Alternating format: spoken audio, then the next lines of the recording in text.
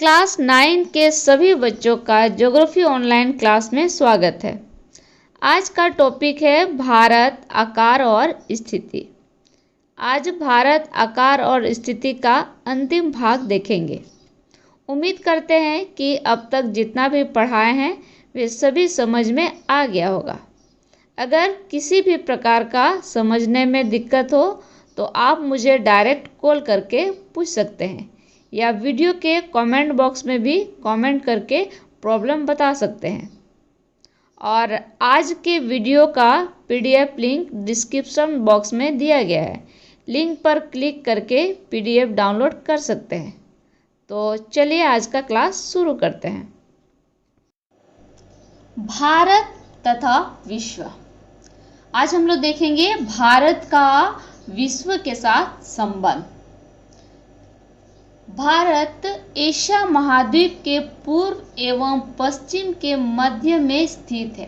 भारत जो है एशिया महाद्वीप के पूर्व एवं पश्चिम के मध्य में स्थित है। चलिए इसको मैप में भी देखते हैं। ये पूरा है एशिया महाद्वीप। क्या है? तो पूरा ये एशिया महाद्वीप है। हम लोग क्या देखें कि भारत जो है एशिया का न तो पूर्वी भाग में है और न तो पश्चिमी भाग में है। तो भारत कहाँ पर है? तो भारत दोनों के मध्य में स्थित है। ठीक है, भारत एशिया महाद्वीप में पूर्व एवं पश्चिम के मध्य में स्थित है। हिंद महासागर पश्चिम में यूरोपीय देशों एवं पूर्व में स्थित एशियाई देशों को मिलाता है। हिंद महासागर जो है पश्चिम में यूरोपीय देशों एवं पूर्व में स्थित एशियाई देशों को मिलाता है। भारत को केंद्रीय स्थिति प्रदान करता है। भारत जो है हिंद महासागर के माध्यम से ये किससे मिलता है? तो यूरोपीय देशों से। ये है समुद्री मार्ग। ठीक है, भारत से यूरोप जाने का। तो भारत जो है पश्चिम में यूरोपीय देशों के साथ और पूर्व में एशियाई देशों के साथ हिंद महासागर के माध्यम से संपर्क स्थापित करता है। ठीक है, दोनों की ये मध्य में स्थित है और ये हिंद महासागर के होने के कारण मतलब ये आसानी से यूरोपीय देशों के साथ मिल पाता है और आसानी से पूर्वी एशियाई देशों के साथ संपर्क स्थापित कर सकता है। भारत का दक्षिणी प्रायद्वीपीय पठार हिंद महासागर में शीर्षवत फैला हुआ है। भारत का दक्षिणी प्रायद्वीपीय पठार किसमें? तो हिंद महासागर में शीर्षवत फैला हुआ है। उसको भी हम लोग देखेंगे।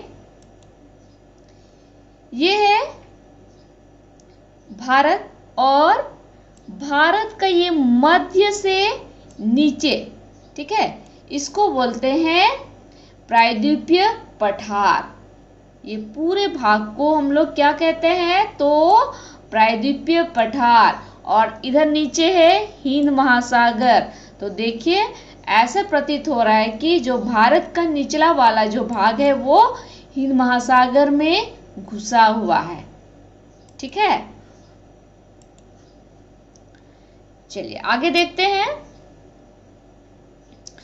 हिंद महासागर के कारण भारत पश्चिमी एशियाई देश, यूरोप, अफ्रीका एवं पूर्वी एशियाई देशों से संबंध स्थापित कर पाया है। भारत की इसी महत्वपूर्ण स्थिति के कारण महासागर का नाम इसके नाम से पड़ा। ठीक है, चलिए इसको भी हम लोग मैप में देखेंगे। भारत हिंद महासागर से ही किससे संबंध स्थापित कर रहा है? ये वाला समुद्री मार्ग से होकर के जाता है कहाँ? तो यूरोप, और इसी के रास्ते से जाता है फिर पश्चिमी एशियाई देश, और यही हिंद महासागर से ही होकर के पूर्वी एशियाई देश में जाता है, और भारत अफ्रीका से भी यही हिंद महासागर से ही होकर जाता है। ठीक है, यही एक ठो रास्ता है, इसी से ये अफ्रीका से भी संबंध स्थापित कर रहा है। तो इस तरह से जो ये भारत है, भारत हिंद महासागर से पूर्वी एशियाई देशों के साथ संबंध, पश्चिमी एशियाई देशों के साथ संबंध, और इधर ऊपर में यूरोपीय देशों के साथ, और नीचे में इधर समुद्र पार इधर बाएं साइड देखिएगा तो ये अफ्रीकी देश है। तो ये हिंद महासागर के माध्यम से ही ये अफ्रीकी देश से भी संबंध स्थापित कर रहा है, और इसका नाम हिंद महासागर है। और भारत का नाम हम लोग क्या जानते हैं? भारत का और एक नाम है हिंदुस्तान, और हिंदुस्तान के नाम से ही इस महासागर का नाम क्या पड़ा? तो हिंद महासागर। चलिए आगे देखते हैं। भारत का विश्व के देशों के साथ संपर्क युगों पुराना है। भारत का विश्व के देशों के साथ मतलब विश्व के कई देशों के साथ भारत का प्राचीन समय से ही संपर्क है, युगों पुराना है। परंतु यह संबंध समुद्री जलमार्गों के अपेक्षा भूभागों से होकर था। भारत का जो संबंध था प्राचीन काल से विदेशों से, तो ये समुद्री मार्ग से न होकर के ये स्थल मार्ग से ये विदेश जाते थे। ठीक है,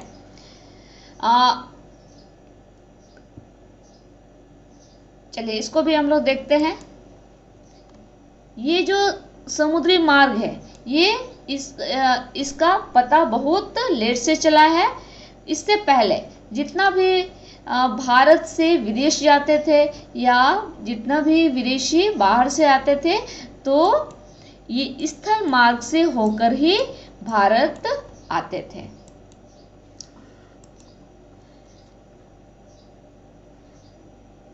प्राचीन काल में समुद्री मार्ग की जानकारी न होने के कारण अनेक यात्री उत्तरी पर्वतों के दर्रों से भारत आए। किससे भारत आए? तो उत्तर में जो पर्वत है और उसमें जो दर्रा है, उस दर्रा से भारत आते थे और भारत से बाहर जाते थे। प्राचीन समय से ही भूभागों से विचारों और वस्तुओं का आदान प्रदान होता रहा है। प्राचीन काल से ही यही स्थल मार्गों से ही विचारों का और वस्तुओं का आदान प्रदान होता था। ठीक है, वस्तुओं का आदान प्रदान, यहाँ से कई ऐसे वस्तु थे जो बाहर जाता था और कुछ ऐसा वस्तु जो भारत में जरूरत था वो बाहर से भारत आता था। ठीक है, और विचारों का भी आदान प्रदान, मतलब यहाँ का संस्कृति का, यहाँ के लोगों का विचार का बाहर जाता था और बाहर के लोगों का विचार भारत में आता था। इस तरह से हम लोग देख लिए भारत तथा विश्व। आगे हम लोग देखेंगे भारत के पड़ोसी देश। भारत के पड़ोसी देश मतलब भारत के आसपास जो देश है उसके बारे में हम लोग देखेंगे। भारत का दक्षिणी एशिया में एक महत्वपूर्ण स्थान है। भारत का दक्षिणी एशिया में एक बहुत ही महत्वपूर्ण स्थान है। भारत में कितना राज्य है अभी? 28 राज्य और 9 केंद्र शासित प्रदेश। ठीक है, पहले क्या था? कितना राज्य था? तो पहले 29 राज्य था ना। तो अभी किताब में उसको अपडेट नहीं किया है, इसलिए जो हम लिखवा रहे हैं आप लोग उसी को उतार लीजिएगा। अभी 28 राज्य है और केंद्र शासित पहले कितना था, 7 था, और अभी कितना हो गया, 9 हो गया। 2 केंद्र शासित प्रदेश बढ़ गया और 1 ठो राज्य घट गया। भारत की भूमि की सीमाएं, भारत का जो भूमि है वो किसके किसके साथ सीमा बनाती है। तो भारत का उत्तर पश्चिम वाला क्षेत्र देखेंगे किससे सटा हुआ है। तो भारत का उत्तर पश्चिमी क्षेत्र में क्या है, पाकिस्तान और अफगानिस्तान। चलिए इसको भी मैप में देख लेते हैं। यह है भारत और ऊपर होगा उत्तर, नीचे होगा दक्षिण, इस साइड होगा पूरब और इस साइड होगा पश्चिम। तो यहाँ हम लोग क्या देखें, भारत के उत्तर पश्चिम, मतलब ये उत्तर और पश्चिम के मध्य वाला भाग, ठीक है, इसको बोलते हैं उत्तर पश्चिम। तो भारत किसके साथ यहाँ सटा हुआ है, पाकिस्तान के साथ, और यहाँ छोटा सा अफगानिस्तान के साथ, यहाँ थोड़ा सा घुसा हुआ है, ठीक है। तो भारत उत्तर पश्चिम में किसके साथ सीमा बनाती है, तो पाकिस्तान के साथ और अफगानिस्तान के साथ। उत्तर में, भारत उत्तर में किसके साथ सीमा बनाती है, तो चीन, नेपाल, भूटान, इन 3 देशों के साथ सीमा बनाती है, ठीक है। चीन का कौन सा भाग, तो तिब्बत वाला भाग, ठीक, और इसके बाद नेपाल और भूटान। चलिए इसको भी हम लोग मैप में देखेंगे। भारत का उत्तरी भाग कौन सा होगा, तो ये पूरा भारत का उत्तरी भाग है, ठीक है। तो यहाँ से ये क्या है, इधर चीन है, देखिए यहाँ चीन लिखा हुआ है और चीन का यहाँ तिब्बत लिखा हुआ है। तो ये इस तरह से ये भारत से इधर सटा हुआ है। फिर यहाँ पे कौन सा देश आता है, तो ये है नेपाल, ठीक। और थोड़ा आगे बढ़ेंगे, सिक्किम से थोड़ा आगे बढ़िए, तो ये है भूटान। यहाँ 3 देश हो गया ना, चीन, नेपाल, भूटान।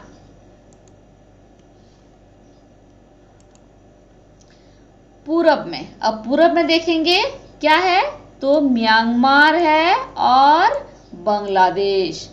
भारत के पूर्व में 2 देश है, म्यांमार और बांग्लादेश। चलिए इसको भी हम लोग मैप में देखेंगे। अब पूरब किस साइड होगा, तो ये है पूर्वी साइड, ठीक।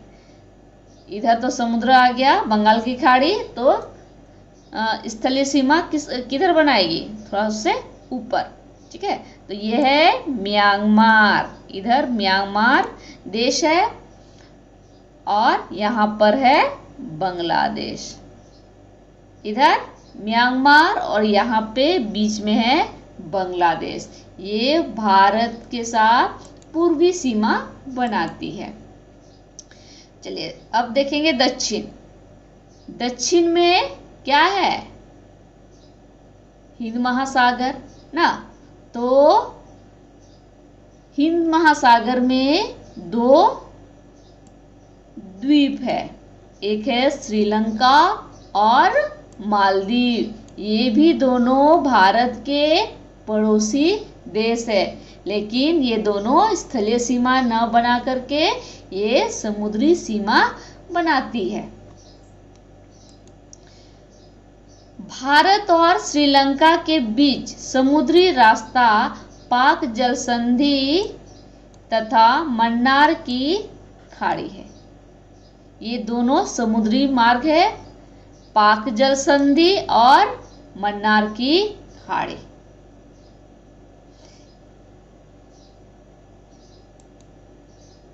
मालदीव लक्षद्वीप समूह के दक्षिण में स्थित है। मालदीव जो है लक्षद्वीप समूह के दक्षिण में स्थित है। चलिए इसको भी हम लोग मैप में देख लेते हैं। यह है श्रीलंका, ठीक, यह है श्रीलंका और इस साइड है मालदीव। देखिए यहाँ लिखा हुआ है मालदीव, ये मालदीव समूह है। तो हम लोग क्या देखें कि लक्षद्वीप समूह के दक्षिण में मालदीव है, ठीक है। लक्षद्वीप तो सबको पता है कि ये भारत का ही द्वीप समूह है, लेकिन ये मालदीव जो है ये एक देश है, ठीक है। ये द्वीपों का समूह है लेकिन ये एक अलग देश है। और श्रीलंका भी ये भारत का नहीं है, ये भी अलग देश है, ठीक है। इस तरह से आप लोग समझ गए होंगे भारत का जो स्थिति है। तो हम लोग का जो भारत का आकार और स्थिति चैप्टर था ये लगभग खत्म हो गया। तो अभी हम लोग इस चैप्टर को यहीं पे क्लोज करेंगे और अगला चैप्टर हम लोग अगले क्लास से शुरू करेंगे। धन्यवाद।